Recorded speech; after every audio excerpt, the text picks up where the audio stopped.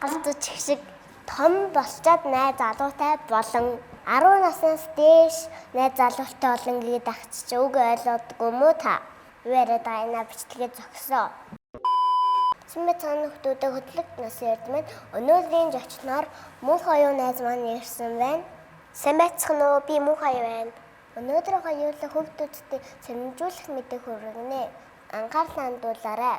Сүүлийн үед хүмүүс гадны бит маш их залгиж байна. Гадны бит залгин гэдэг нь юу гэсэн үг юм бол ээж аавнууд нь хоолоо ээж яхад хүүхд ингээ мөглөж байгаа нэг газраас нэг жижигхэн заасаад нэг жижиг юм чим аваад амдаа игээд залгичдаг.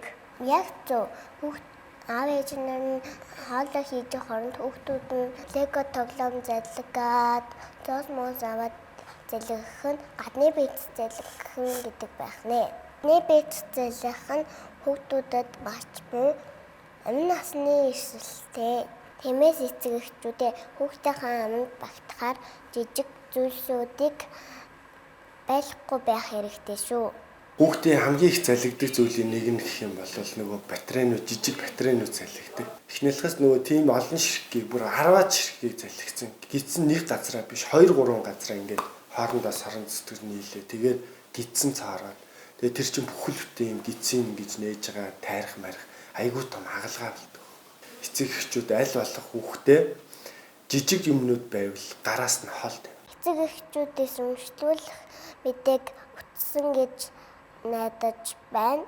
Өнөөдрийн мэдээтэй хамт сахаргүй baby shark гэсэн байлаа. Чиний ам сангасан уу? Сангасан.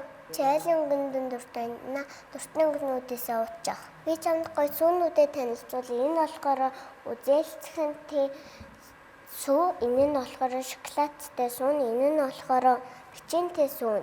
Энэ залхахад амар амархан. Би өөрөө ингээ ангуулчихдээ шүү дээ. Балга бүрт баяр хөөр. Сахаргүй сүү. Baby Shark.